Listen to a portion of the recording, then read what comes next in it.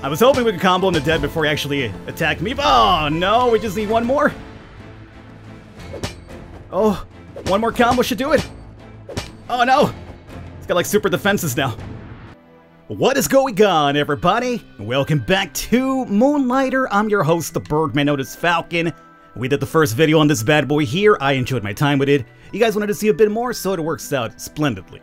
Today we're going to be diving into the dungeon. I kind of want to get to the first boss and take a stab at him, see if we can beat him the first try. I know what he's all about.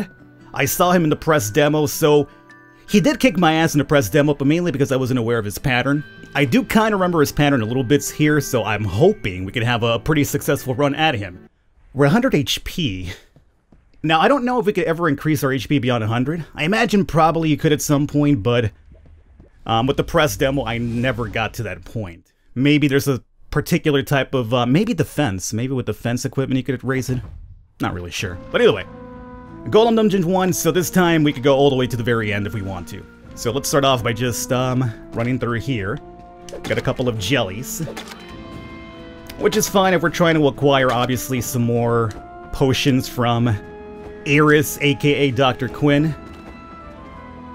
What I'm looking to do, more than likely, though, is going to be just getting some goods for sale so we get some more money. Because obviously right now, if we want to pick up some more weapons and enchantments, obviously, we're going to need some straight coin. This guy kind of annoys me because he grabs yourself and he books it most of the time. And then he likes to fly over those pits a lot. So if you kill him over the pits, like whatever he drops just goes bye-bye, which is really annoying. Oh, that's that redstone that we needed for the enchantment. Okay, so we have one. We're looking for at least 3 of those at the very least. Let's pop you open. What do you got for me? Okay, so we haven't talked about a cursed. I mentioned them with the last video. These cursed items will only be relegated to certain parts of your bag. Some curses will destroy items, some you could actually send back to town. For this one, though, you could only put on the sides of your bag. So for instance, it'll only go to the right-hand side or all the way to the left. You can't put it anywhere else. And then same with you over here, right? Well, just pick a spot, and eventually we'll move you out if we have to. Oh, okay. And we found some more of Pete's belongings. This is kind of like how you get the lore of the entire game, so let's read this. Today marks my first steps into these mysterious dungeons. They were discovered not far from Rynoka, a small and incredible charming village just north of the crater. And they are quite a unique occurrence. Any number of adventurers may enter a dungeon at once, but no one will adventure together. These dungeons seem to build themselves around the one entering. A unique maze for each person, never the same labyrinth twice. One must ask, though, if no one is currently inside the dungeon, does it even exist? Now these are the questions. Many right now are flooding to these dungeons for their treasure, completely disregarding the inherent danger of the hostile creatures inside. Just for some gold, some fame. But not I, no. It's all about the questions for me. Where did these dungeons come from? Why do they constantly shift and change? And why are they filled with unseen treasures? I'm not here for the what. I'm here for the how and why. And those will be the writings of our boy, Pete. Oh, Pete, who obviously, as we found out with the very first video, met an untimely demise. Well, it wasn't really untimely. He was kind of looking for it when he was out here exploring these dungeons. Alrighty. So here we could just enter the next room if we want to. A lot of the rooms you can just kind of skip by if you want. But some of them will require you to kill the enemies before you actually move forward. But since we are trying to get some loot for money going forward, it's probably best for us to pick everything up here for now. Another chest. This one we unfortunately do have to get away from me. Now, Big Jelly will not harm you, but he will encapsulate you so that his homies over here could probably bring you down. And if I'm right, he actually shows up in the first boss fight, and he can be really annoying because he'll basically try to trap you while you're trying to dodge the boss, so can be a little bit annoying. Alright, you go down over there. And, oh, good. It's one of those rooms we have to, unfortunately, clear up to leave, even though there's not much for us here. Oh, get your ass over here, buddy! This is where a bow would be amazing. Alright, that'll do. Well, at least it gave me some of that red stuff that we do need for the enchantment, so I ain't really too mad about that. So we've cleared up just about everything on the right-hand side and upside, so I guess we're going left now. More jellos, get out of the way. I'm gonna skip the jellos here for now, I don't really need them too much. This bad boy, if you step in there, you'll heal, but we're at 100 HP, so we don't really need it. I think there's a limitation to how much it can heal you, though. Like, you can kind of, like, wear off the healing effect if you're in there too long. Why? Why do our tools keep disappearing? Chambers full of precious stone are left untouched, but rooms and chests holding our most basic tools keep vanishing. Especially when you get knocked out. Now, let's get you out of the way as soon as possible. Just, okay. If you say so. I really... Oh, okay, let's let him come over here because Homeboy's shooting me over here. I'm not a big fan nowadays when it comes to taking damage on contact with enemies. Like, I grew up with the NES, right? So I should be familiar with that mechanic. It's something I grew up with, like, I know, like, touching an enemy is bad, you take damage. But, like, in modern games, I'm not really a big fan of it anymore. I mean, I guess some games you kind of have to do it, it's fine, but... it's just a mechanic I'd prefer not to ever deal with anymore. It just really annoys me. It's kind of like, you know, oh yeah, you touch an enemy so you take damage. It's like, no, unless the dude's, like, on fire, if he's, like, you know, Flame Man or something. I can understand. You know, you touch Flame Man, you get burned. Who's Flame Man, you're wondering? I don't know, I just made that up. It sounds like a Mega Man villain, though. Probably is a Flame Man. I know there's a Fireman, probably. It's gotta be a Fireman. Who doesn't necessarily combat fires, mine. Alright, Golem Dungeon number 2, and this will be our second item. This is one of the strangest devices, or this is one of the strange devices that creatures drop when he fled. This one's rich actually, almost quite literally rich. For every item you place into this device, gold of some perceived value drops out. It's great if you need to use your pendant in a pinch. The device looks like a mirror, so I'm just gonna call it the mirror. Keeping it simple. I do wonder though, where do the treasures dropped inside go? And am I getting the best deal here? So as obviously explained just now, if for instance, like say you're trying to make room for better items that you find and your backpack's loaded up, you can just drop any crappy item in here and you get a little bit of gold for it. You won't get the best market value for it, but if you're looking for some extra space, you could definitely do it.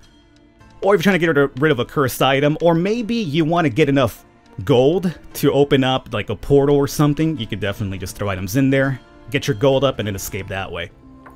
So here we found a healing area for this one. Let me just dump in here and, just fill me up, thank you. It feels as if we are fighting an invisible enemy. Every time a room is left empty of people, it seems to vanish, replaced by another chamber that has already been ransacked. That is indeed the mechanic, my friend. So you guys don't really have to deal with you, so I'm gonna skip by. I really hate fighting you guys. Oh, that's the... Oh, jeez Louise. Oh, I forgot how to fight you all together. What do? You charge, obviously, or what? Oh boy, okay. I have no idea how to fight this fella.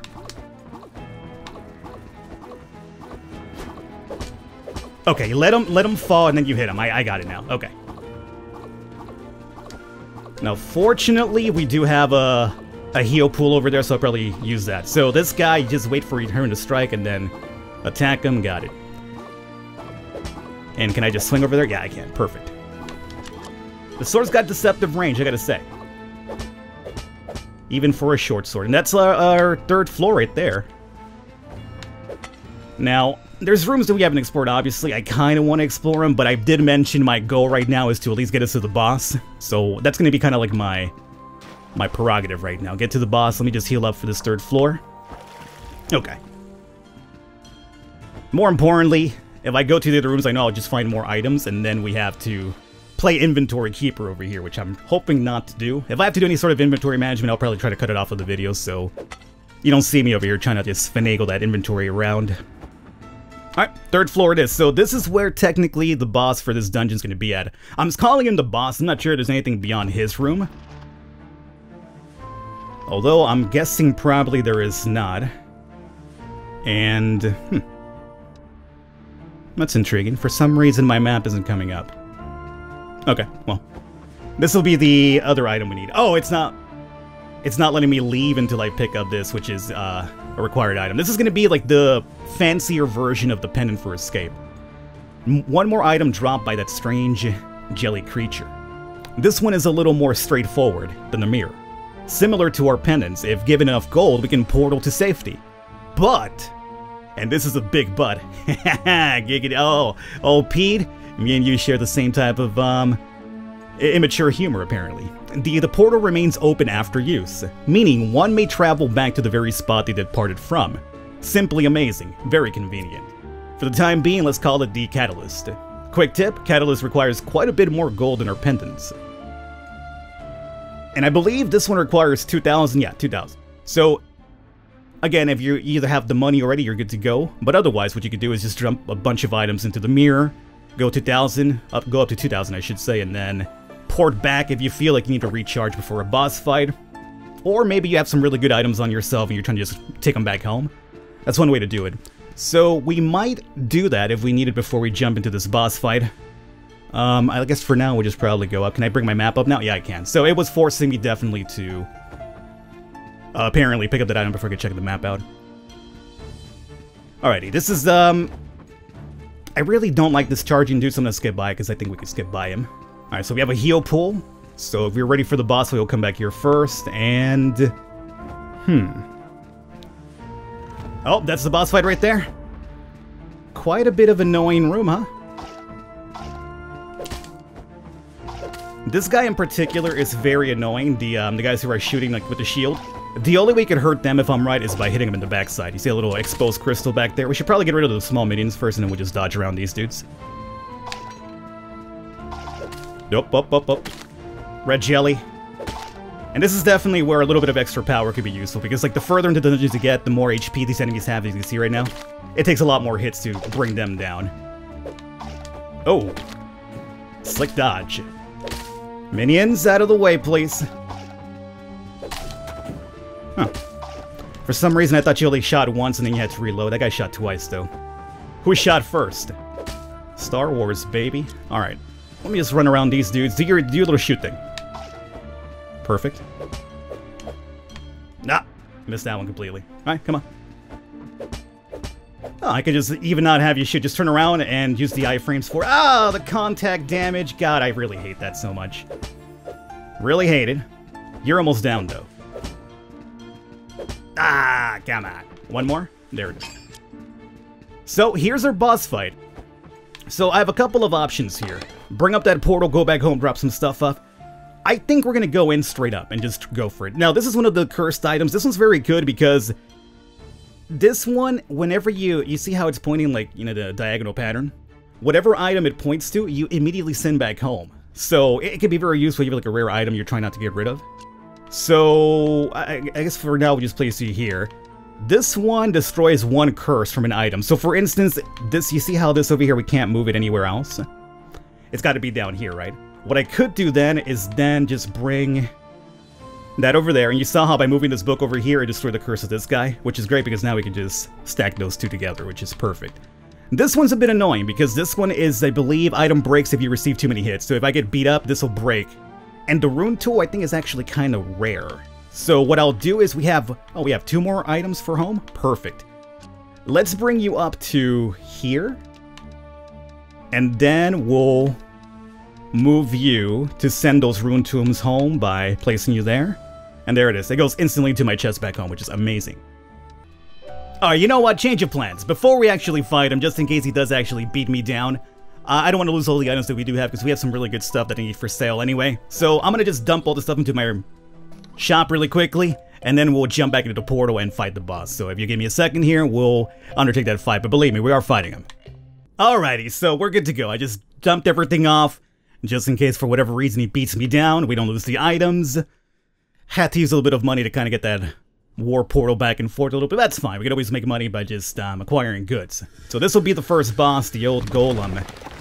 Golem King. Golem King, right? I knew you were like Golem something.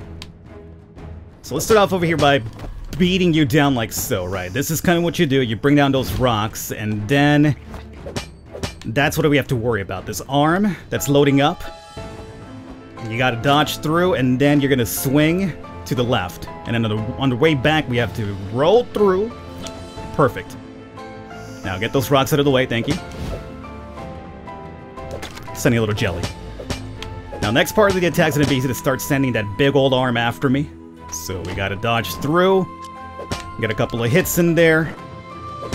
1, 2. Oh, that was a close one. 1, 2.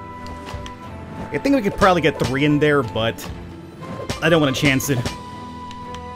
We'll just go for 2. Now, this is not really the difficult part. It's when he starts putting the rocks down in small little narrow patches, and then he starts sending that freaking arm attack of his after you. So now we gotta retreat. Start rolling, good. And we got to the left. And if you stand on those red things, it'll slow you down, which is no good. And I think the annoying part of this fight is when you start sending the jelly that traps you. And that's the really annoying part. Which hasn't done just yet. Ooh, come on. I beg to differ on that one. It's partially my fault for getting greedy for the 3 hits. Your arm's going back? Alright, cool. So he's almost down at half HP. Honestly speaking, I maybe should have just saved my money and not even... Okay, this is where it gets difficult. So now we have to dodge in a small, narrow pad. Oh, but we have this little... Oh, nice, okay. So he's probably charging up. Let's start rolling, start rolling, start rolling. Ah, I just walked right into it. That's on me. I literally walked into that one. Stop ourselves off. Alrighty. Surprised he didn't send Jellyman after me just yet. Oh, of course. Ask and you shall receive. Now he's obviously trying to get me stuck for that arm attack.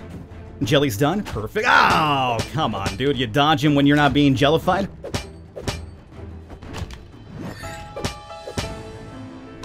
Okay.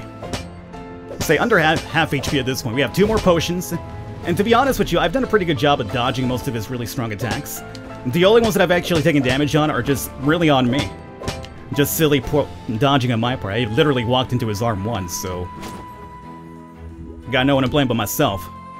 It's coming back, and there we go. Okay. Right, arm back up. I feel like since you could kind of like attack for his body parts anywhere, really, a bow would be very amazing for this fight. Just hang out in the back and just shoot him from afar. Of course, with the sword you got the combo, so that's good. Okay.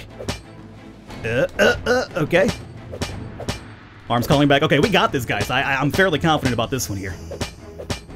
Woohoo. It's gonna slam the ground. Oh, jeez. Okay. This somehow feels easier to dodge than when he sets up those little small alleys. I think. Going to the left. And right. Good. Get these rocks out of the way. Oh, no, not you again.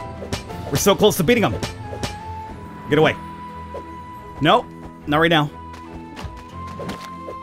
I almost feel like ignoring this jelly and just bringing the boss down because he's almost dead.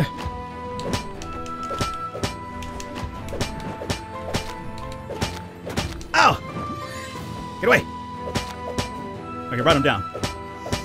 I was hoping we could combo him to dead before he actually attacked me. Oh, no, we just need one more. Oh, one more combo should do it. Oh, no. It's got like super defenses now. Roll, roll, roll. Where are you going? Going left. Yo, we got this. As long as I don't die here. Don't jinx it, Falcon. Oh, this is mine, baby. All right. I think. Is it gonna fly? Oh! All right. Awesome. He's not too difficult, to be honest with you, especially for a first boss. I mean, it's not really meant to be difficult. But he kicked my ass in the press demo just because I came in here beat up. I wasn't sure what he was going to be doing. But once you know the pattern, it's obviously not bad. I mean, oh yeah, really, Falcon? Once you know what they do, it's not easy, it's not hard? Yeah, I know. What are these items we just picked up right now?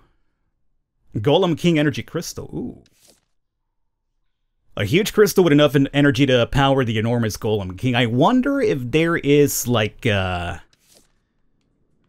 wonder if I should be selling that. It feels like I probably shouldn't. There might be some good value to it, but we might need it for some sort of, like, upgrade down the line. Probably hold on to it for a while. So here's her chest. Woohoo. Yeah, so you know what? I'm actually quite glad I decided to go back as a precaution because we would have missed out on all this loot because my bag was completely packed up when we got here. So, yeah. And these right here, these golem designs, I believe, do sell for some good value.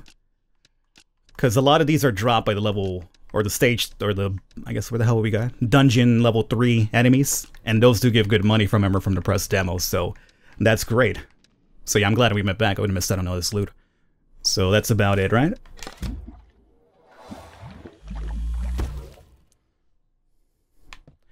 Now, what I'm not seeing here is, like, a key, apparently, to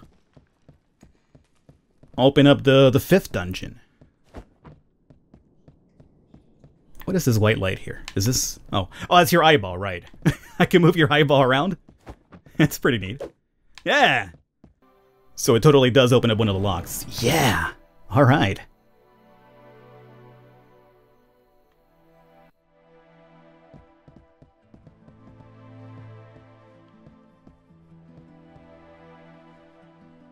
It was you, wasn't it, Will?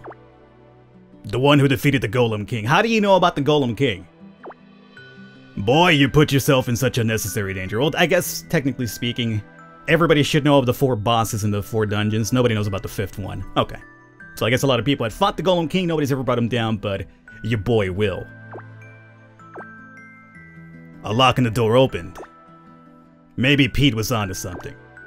Regardless, just leave it. That door isn't worth your life. Pete didn't heed our warnings and, well, due to the buzz your heroics are creating, the town has decided to reopen the forest dungeon. But with the Golem King dead by your hands, now is a great time to focus on Moonlighter. Take advantage of this momentum to expand the shop a bit. The town board should show you the contracts are available. A somewhat strange traveler is looking to set up shop in town as well. He specializes in crafting odd ornaments and such. Could make for some great decorations once you expand. Oh, hi! Sorry for the drastic cut there. My game decided to crash while we're talking to Homeboy here. Now, I'm hoping that this game decided to save between the boss fight and going back to town. We're fine. Okay, so it did save. Unfortunately, whatever the hell Xenon was going to say anything else beyond that point, we have lost because, game crashed on me. Oh boy. Well, luckily it saves, so that's cool. Alright, so, what I'll do here is it's daytime, right? We gotta set up shop? Maybe? Maybe? You know, we could go still outside. Okay, well, he's gone. No, there he is. Yo, Xenon! Not a hero, yeah. Well, I guess we were done talking to you. Cool. Well, I'm gonna probably get some sleep and set the shop up for business tomorrow. I'm gonna wrap up the video here. I hope you enjoyed it. Stick around for next episode. I will catch you next time, and baby, we beat that boss in one try.